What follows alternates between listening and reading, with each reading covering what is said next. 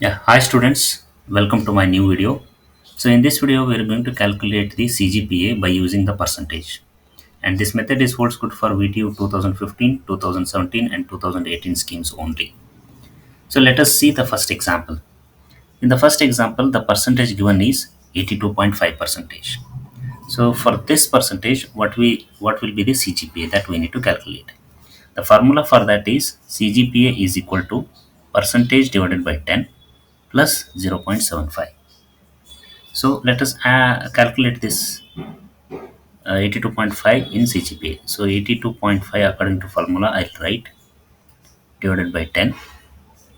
Then let me add 0.75 as per the formula. So 82.5 divided by 10 you will get 8.25 plus 0.75 will be 9. So the CGPA for 82.5 percentage will be equal to 9.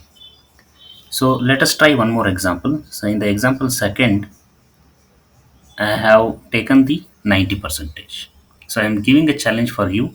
Calculate the 90% in case of CGPA. So in terms of CGPA, what will be the 90% will become? Comment your answer in the comment section. And if you are new to our channel, please don't forget to subscribe. Please like the video, share with your friends and comment your answer for this 90% what will be the CGPA. So we'll see you in the next video. Until then, keep watching.